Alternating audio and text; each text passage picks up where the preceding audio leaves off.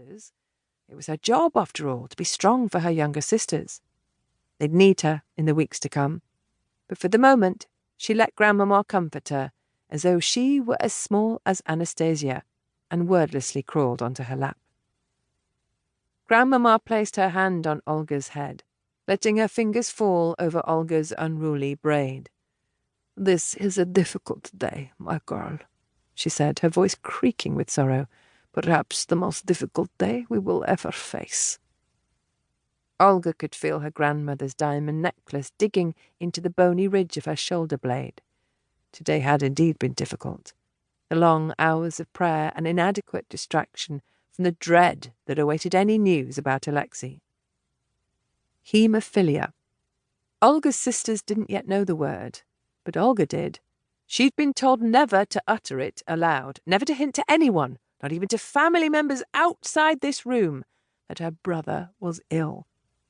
Because he'd been born without the ability for his blood to clot, any chance accident risked leaving Alexei in terrible, life-threatening pain. A fall or bump that any other child might laugh away would result in days of agony, as blood coursed to places in Alexei's body where it didn't belong, joints, muscles, his blood a tidal surge beneath his skin. Olga wished there was some way to relieve her brother's pain, but she'd been told that his condition was incurable, irreversible in its finality.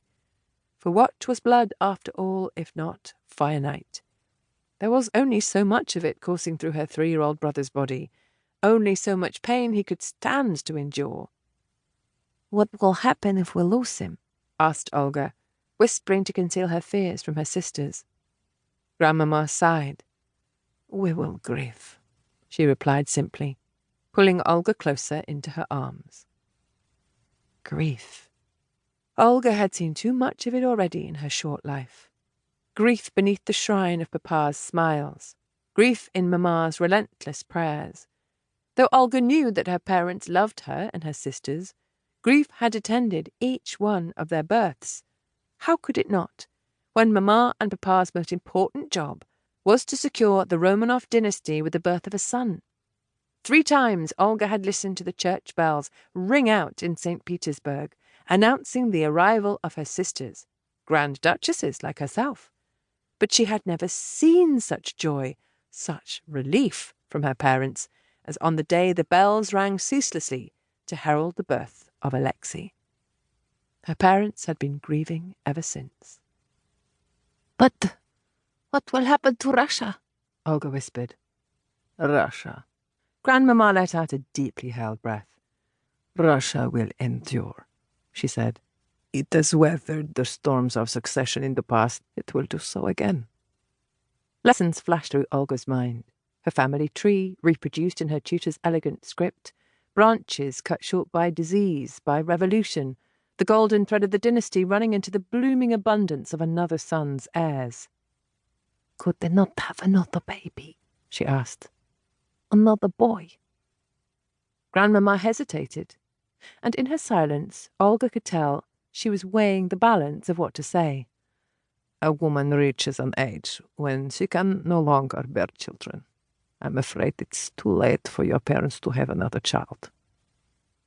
Olga knew she was pushing past the bounds of propriety, that such questions were impertinent at the best of times.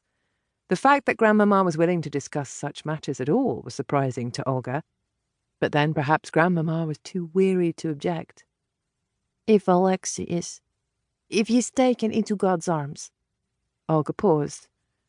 Voicing the possibility aloud was enough to make her feel as though she was falling. But she took a breath and continued. "If the worst is to happen, tell Mamma and Papa not to worry about Russia.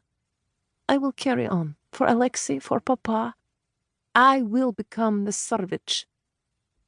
Grandmama's eyes welled with tears. She looked across the room, blinking them back as best she could.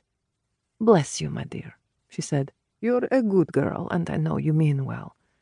But that's simply not the way of things." "Why not?" asked Olga, trembling. Much as the prospect terrified her, she knew it was right. It would ease Papa's burden if she were to take on the heavy mantle of his succession.